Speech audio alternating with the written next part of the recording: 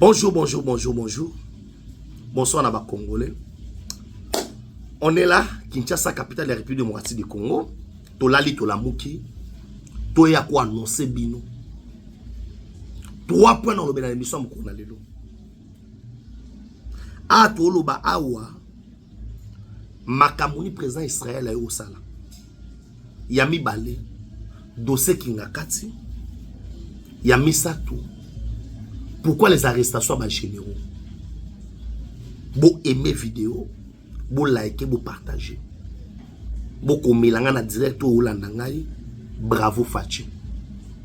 Vous chelanga j'aime na bino ebele. Tous les canaux solo là. Alors vous qu'il faut atteindre 100 000 abonnés. Si vous le faites, et vous allez quitter comme makasi pour na biso. Mais avant tout, vous tikanga na banda siko émission. Bandeko, le président Tshisekedi, Azali phénomène. Pourquoi j'ai dit ça? Parce que le président a réussi à déstabiliser quelques lignes surtout au Rwanda basé en Amboka. Comment ça? Vous comprendre que pendant 18 ans, et les Rwandais avaient tout planifié. Bande kotan bozo kana mboka oyo ke ba mwanga chuchu banani bazalaki. Le plan était que Tshisekedi n'allait pas dire. Wana ba ko sabinote premier échec. O Kabila na batune bazwaka ezali sur la durée. Il y a présent Tshisekedi. Pour na bango, Fachi fallait pas oumela. C'est pourquoi, dès le départ, Kabila dira que je vous dis pas au revoir. Je vous dis à bientôt. Tout est expliqué. Nyonso, ezaki clair. Quand il dit que je vous dis pas au revoir, je vous dis à bientôt. Na français, hein, lorsqu'on dit à bientôt, en français, lorsqu'on dit à bientôt, cela signifie que on n'a pas déterminé le temps. Je peux dire, je viens bientôt. Je peux sortir, je dis, je viens à bientôt. Après 1 minute, naïe, ça à bientôt. Je peux aussi dire, après 10 ans, ça à bientôt. Ça veut dire, à bientôt, ça qui piège. Bon, aimez vidéo, bon, like, na bandisko makam. Piège na nini. Aimez la vidéo, likez, partagez. Kabila fait défiler Bisso en 2010 ba armée.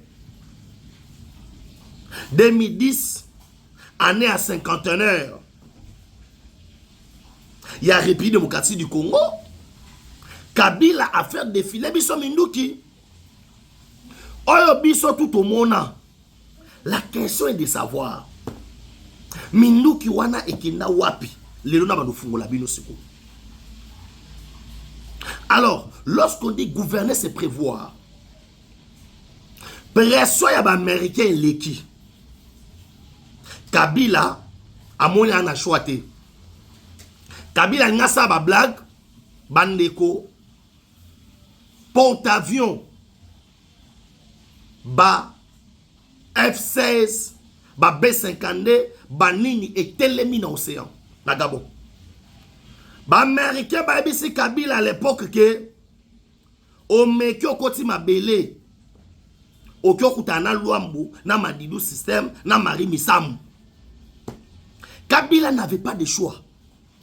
Mais Kabila prépare un coup pour aller au niveau de la SADC, dire à ses homologues, je vous dis pas au revoir, mais moi je vous dis à bientôt.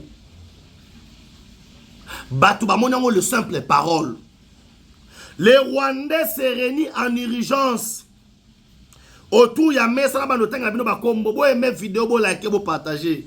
Ya bo cha ba j'aime s'il vous plaît. Bo aimer bo like bo partager. Pour bo comprendre makambo to komi nango lelo. Autour ya table ba Rwandais. Mwanga chuchu. Rubewa, Nyamugabo, Babizi Makara et consort James Kabarebe Moïse Nyamugabo, Vincent Karega, tous les Rwandais basangana. Alors, les Rwandais basangani, balobi te. Place Oyo Tshisekedi Asimbi, Asimbi Koto Basimbaka te. Alors, il faut to sangana. Basangani ba destin balobi. Le roi Fatia a gagné l'élection. À cause du pouvoir, mais natamo ya mouké, toko récupérer pouvoir. Bakamati, Robé Wabachi, ministre de la décentralisation. Moi, je suis dans le Parlement, Commission de défense et sécurité. Naba Jeannette Kabila et machin. Bango tout. Babi to contrôler le pouvoir na biso. Baye Ilunga Ilukamba premier ministre. Nani Mabunda, président de l'Assemblée nationale. Tambo Mwamba na Sénat. Pour eux, ils contrôlent tout. C'est que Bamouni Benageno, ils mènent et vident. Ils mènent et sili. Pour gagner pouvoir. Bissonne to Okonza, Suko Tshisekedi. Kabila prend tous les armes. Part avec ça qui n'a qu'à a bombi on a un dépôt souterrain. 50 000 hectares. À chaque fois, les ministres vont au conseil des ministres vendredi. Non. Oya, les dimanches, les après-midi, Kabila a tous les ministres à FCC. Bosola ni kuna. To sola ki bo to sola bo to sola bo. Na sima nango Kabila otinda ba ministre atombo babashi. Aisi mabu moni ni yao. Ngani mna contrôler pouvoir. Ya mona ministre mo alobaka que tant na sola ki na yemei. Yemei ya ebisa ki ngai. Pour ces gens-là, c'est Kabila qui détenait le pouvoir. Et Kingakate zaki maman na base oyo. Tous les ministres avaient peur. Non, à tout moment, Kabila pouvait récupérer le pouvoir. Aimez la vidéo, likez, partagez. Ya bochi la ngaba j'aime s'il vous plaît. Ah, bocha ba j'aime nabino. Beaucoup melanga bravo Fachi. Kabila Rwandais. Ngamuna sena beaucoup mana commenter Kabila Rwandais. Bochi la ngaba j'aime s'il vous plaît. Wana à notre grande surprise. À la surprise générale. Personne ne pouvait y penser. Bon, mais ministre kuna. Et les ministres ba olenga. Ebike Nezaboué ya Yemeaza. C'était ça ce qu'on avait mis dans la tête à Batou. Tu sais que papa to comme na mambo ezalelo. Papa na niveau ya Kingakati. O ezali 50 000 hectares. Kingakati za kozwa une partie ya Kinshasa. Une autre partie, il y a Bandundu, partie, il y a Bakongo, P et Kokwe na Braza. Kabila a choisi ce terrain-là pour Ayeba Kiango très bien. Ayeba Kiango très très bien. Il a choisi le lieu parce que Aevra na Zamba, Ayebi, comment babomba marana zamba. Mais les lois ne balubaka. Quelle que soit la longueur de la nuit, le soleil finira toujours par apparaître. Ton lancer offensive. Tala, ton lancer offensive. Il y a blaguité. Parce que lui pensait que. Alors, arrivé, il y a Jean-Pierre Bemba na niveau ya ministère ya transport. Bemba bandi ko pesa président lobby Kinshasa eza munene. Mais Kinshasa 85% Kinshasa eza la commune à Maluku. Alors, commune à Maluku ezali inhabité. Imagine-toi Kabila se tape Otobengi 50 000 hectares. Bon, c'est un calcul. Un hectare, ils en ont 22 parcelles. Il y a 20 mètres carrés. Pour nga teka mapango. Alors, Kabila a 50 000 hectares. 50 000 hectares. Ils en ont. Alors, on a un problème. Maintenant, les Rwandais vont se concentrer. Beaucoup se rappeler place où Bamatisa Kabund na Punda. Ou bien Rwandais mutabanea ko filmer. Azo sa Kabund. Il y a la vidéo au Azoloba. Voilà les pouvoirs. Voilà ce qui donne les pouvoirs. C'est que Kabunda Matina cheval, Azo Kabilenga Kiji, c'est Val, Kiji, Azo Seka, Azo Kelengi, Azo Kake, Kiji, na cheval, Wana Kabunda. Asa tche déjà, Apakoli Movat, Apakoli Boy, Kabunda Pembe o Wapi. Ikolo Ampunda, Azo Embelaye, cheval, Kiji, cheval, Kiji, allez, Yazo Bakeno, voilà ce qui donne le pouvoir. Alors, Nasima komata mpunda azoyoka amataka na mpunda ayoka kabilenge ayoki bilenge mpunda Kabunda abimisa comportement moko bizarre bomituna ate pona nini mwanga chuchu Kabila et tout consort bayebisa Kabunda clair biso to komiso président. C'est que les Rwandais pensaient que Baozalana ni nyosoto. C'est comme ça ben maïbisi chef de l'État. Na mito da mambola lati. So lali ozu problème. Et sengeli to landi la makabuna kinga kati. Bande ko conflit bandi na mboka oyo. Baïbisi biso que non, il y a un problème entre les Teke et les Yaka. Il y a un problème entre les Teke et les Yaka.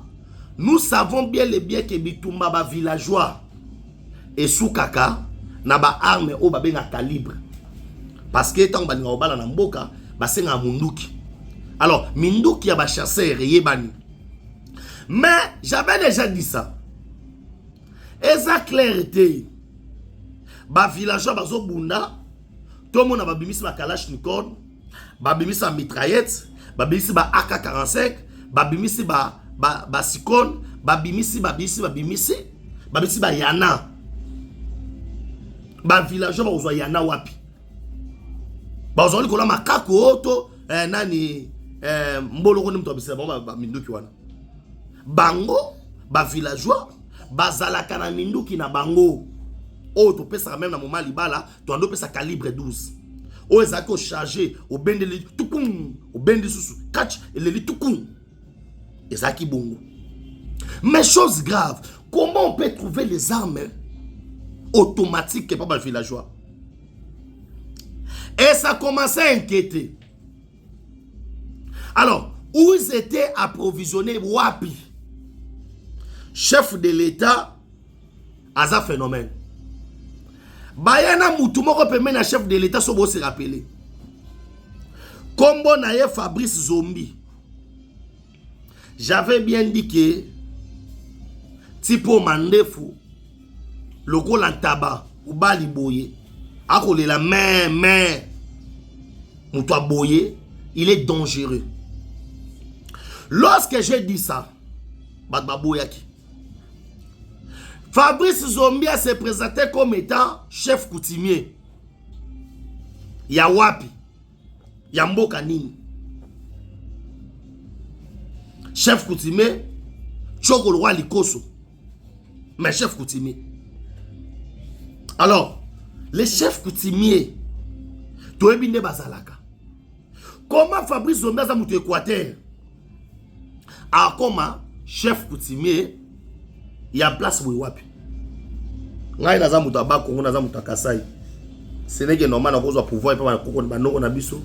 On a pouvoir et pas papa na biso. Mais yoka sko batu mususu. Zombi peut se retrouver na grand ban nundukuna chef coutumier na ndengeni. On comprend qu'il y avait déjà des anomalies. Bo aimer la vidéo, bo liker, bo tchaba j'aime, ba j'aime na mineza muke, bo tchaba j'aime, bo kuma bravo Fachi. Bravo na ba FARDC. Bo kuma pena ba j'aime na bino belé, bo tchaba na ba j'aime belé. Et puis abonnez-vous na BEM Télévision pour atteindre 100 000 abonnés. D'ici fin de l'année, on doit atteindre 100 000 abonnés. Ngai na banga ya Nzambe te, ya Nzambe simba kaka. Pour Nzamba apesa Rolia, apesa pe apeti. Bref, ces gens ici ont comploté. Zombi azaki na rôle nini. Ba état na ba état rebellé. Oeso mama na maluku. Les chefs coutumiers vendaient pas à bateau. Bateau so mona ngane na zaboué. Pour tenir un bon na poto na sombelo ba hectare. Or, bater et côté kama bongote. Alors, bater wan était kamaka. Des fois, bateau ba ki na mikanda ba no sesa na cadastre to konso. O mona na muta sombi bater azate mais basale mikanda nyos. Na mboka ni mabweta bola bon on n'identifie pas bakolo ba ferme. Alors les coutumiers basala makambo wana par ignorance. Mais les Rwandais babanda de akosala empire na bango na niveau ya ba ya maluku. Mo ba yoko ça est-ce que conflit ya bateke na bayaka pona nini pour permettre bango dira moment ya conflit que bango bakotsa batu na bango, qu'on puisse dire que il y a un conflit entre les Teke et les Yaka. Pour si ko barubakura bansera barabakura bakera bakota batoyo bazana bazolo milelo kwa bapiro ba perroquet bakota bazana ba munzu bakota bakomo kote belé na Congo. Tango bakote belé ndo yokaki Willy Ngoma kone nanga baolo ba clair balobi no ndeza boye toya na Kinshasa soki boye na Kinshasa tonga to sabino lokwa ba mongo balobaka ke biso to na ibora tonga to bunda na bino to kanga bino na maboko na ngana pikola mutu su lisu na munoko na tikolo na bwake ngo libanda na fima yeso bakata mutu litoya ngana kata batu muku wa zolo ifale boya to ndoze la bino Willy Ngoma commence à nous menacer. Connaît nanga bandi koloba tozu Nord Kivu tozu Sud Kivu. Les a joué avec la guerre. Hein. Aimez la vidéo, likez, partagez. Bochina ngona ba j'aime na bino ebele. Boko menanga bravo Fachi. Bravo FARDC. Batu ba se kaka vous riez au fungoli mbanga wana parce que guerre n'est comme les binoté. La guerre est qui misara papa ke mupandi maman ke mupandi. Bana batika pour la guerre nanya ko chamwa na Bukongo. Guerre sur bandi awa ba para ba sundola bana. Mbango bandi pe no mona non papa zo ki ma papa ça makamuna yo. Ça la makamuna yo. Il y a des enfants au batika ba orphelins de père et de mère. Alamu ki na tonwa zaki na papa na bandeko na ye ba bomi bandeko no stu 4 na papa na bango na mama o suka wapi. O banda wapi, o suka wapi, o kimela wapi. Alors la guerre, ce n'est pas quelque chose qu'on peut souhaiter.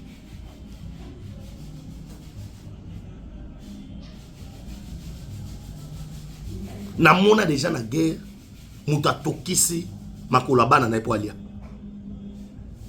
Nzaleleki. Choisate. Qu'est-ce qu'il va faire? Kati mwana lokolo, bachango na nzungu. Ba tokisi ba tuzina ba pomme de terre ba chena kati chezate nzali leki aob me kapina sokuboye ya lokola mwana ye. La guerre ce n'est pas quelque chose de souhaitable. Guerre ezelo kwa mabema kasi. Ces gens ici voulaient maintenant guerre et dans la capitale. Bravo na Fachi.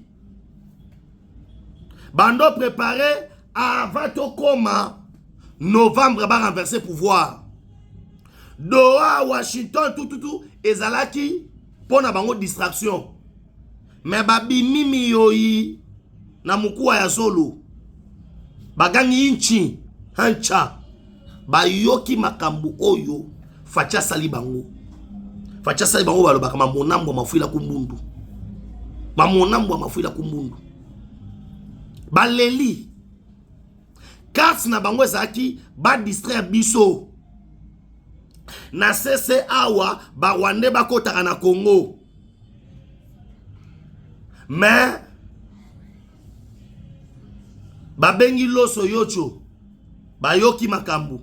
Ole ba loso ba Rwandais bengo yocho ba moni makambu. À leur grande surprise, pour n'a pas déjoué.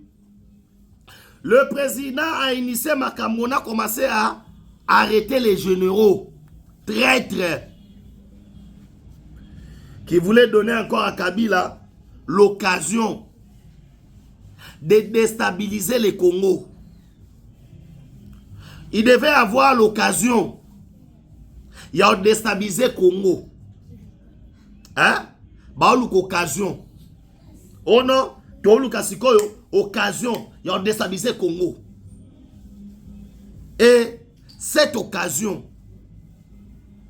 on ne pouvait pas leur donner cela.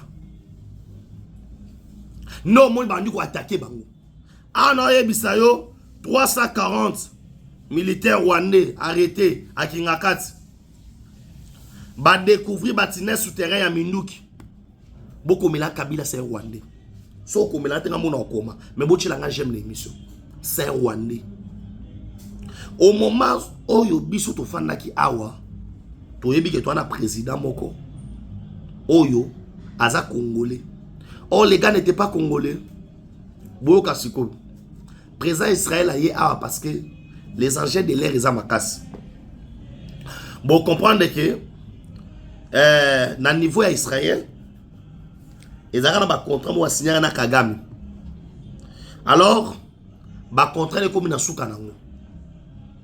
Batebelo mo ba olela awe salini. Ba meka so ba travailler na yo. Ba meka bazaka na mandat te bazaka na mission. Soki mission na yo e fandisi makambo esili. Yango moni awa Willy Ngoma konenanga balobi non. To fanda to négocier. Non, on a dit, on va négocier avec qui? Pour négocier na biso, il faut que tu zanani. Papa na wazanani, maman na wazanani, outa wapi. Koko na bino komone nani. Koko na bino komone nani. Kokeke komone bino nani. Il faut que yeba. Nde balbaka.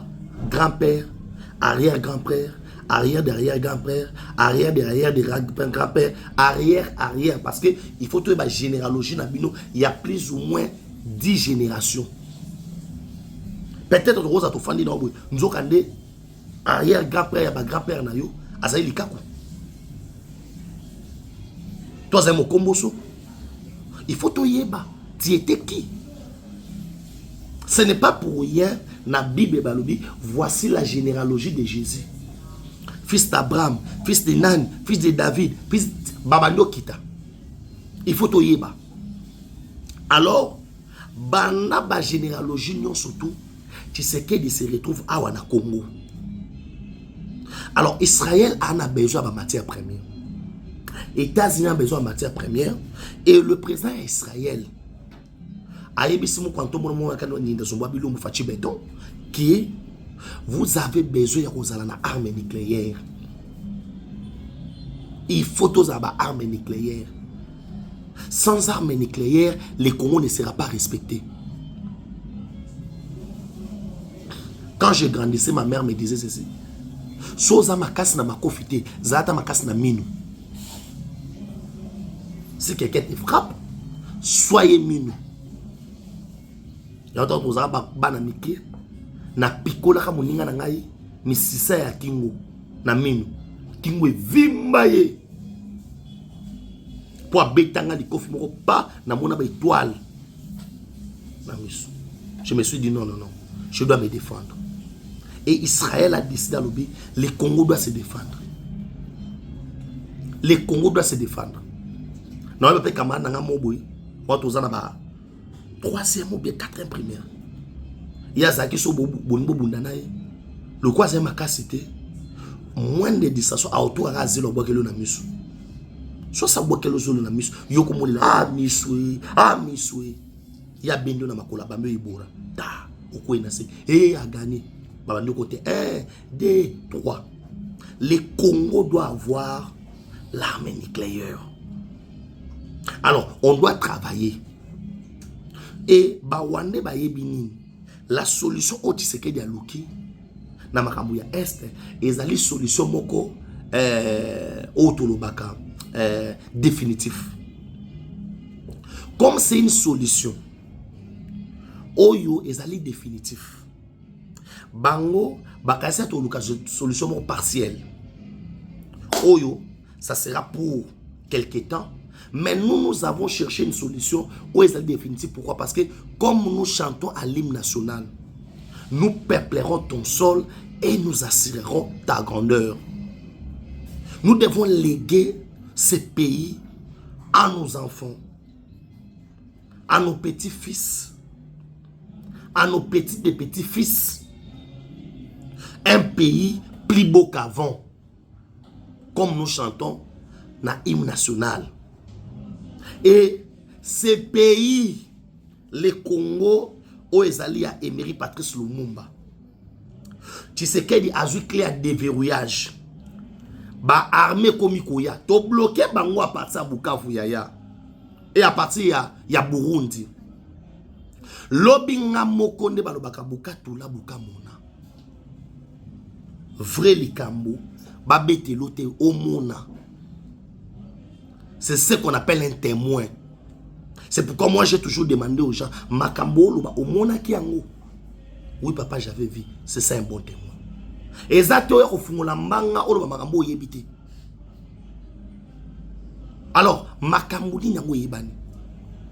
Bon comprendre que na minute oyo na Congo. Si les rebelles bazwa Bukavu, bazwa Goma, eza po ba makasité. Mais c'était parce que il y avait des traîtres. Il y avait des traîtres. So wana ba traître na kati na bino. Même si vous êtes fort, vous serez faible. Partout il y a des traîtres, vous êtes faibles. Parce que traître aza pra que lobaki non. Papa na biso bo mambo na sandako boya okota bo bomaye. Ce qu'on appelle des traîtres. Dans la vie, il faut éviter d'être traître, même de ta famille. Alors, il y avait des traîtres. Bangonde Basalaki. Pour Nanini Bachiwe ou tous ces gens-là, Bakota na armée en 1998. Barekita bango pa Rwandais. Alors, Bamona ki ke barobo mafachi. Ana oibsoa. Arrestation allée en cascade. Kabila a multiplié le nombre des officiers par 100 avant le mois de pouvoir. Et ça qui est tensionnel. Tia tondi sa ki bango na armée wana. Et ça qui pour na déstabiliser mboka. Bon aimer la vidéo bo like bo partager. Hein? Et ça là qui pour na ba opération future. Or, Fachi a la stratégie moko ya grave oyo et bébé c'est le bateau makam. Ne bazwa ki nord Kivu, bazwa ki sud Kivu. Problème c'est bazwa Grand Katanga. Oui, c'était ça l'objectif. Alors, na niveau Grand Katanga, batia un certain Edi Kapend Azalawana. Alors, Edi Kapend aye ko baby ça. Ba plan nyon surtout ya ba Rwandais. Comment bo like bo aimer, bo comprendre ce que politique a fait. Edi Kapenda a été emprisonné et pas à Kabila. À Beta 19 ans en prison. Ce gars-là est fort. Hein? 19 ans.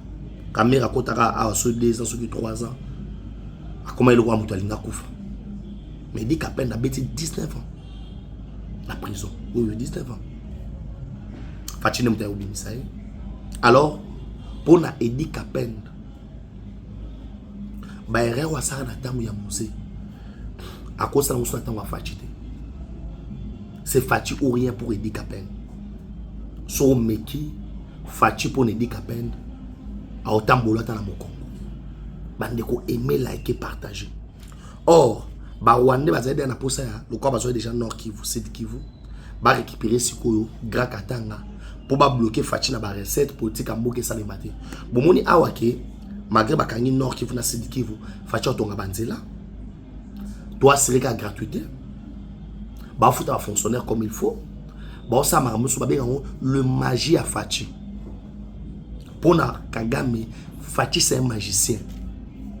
Comment tu bloquer le bloc surtout mais tu sais qu'il parvient toujours à débloquer la situation.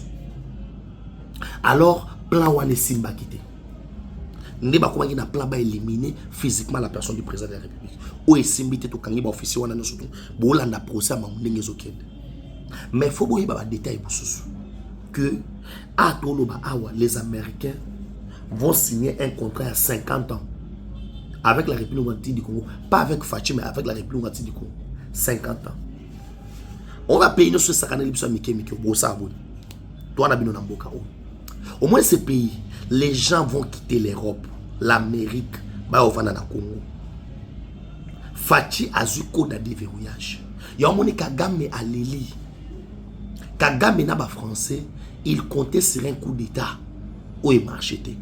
Alors, pour nous dans ce pays, vous avez aimé la vidéo, vous likez et vous partagez. Merci beaucoup.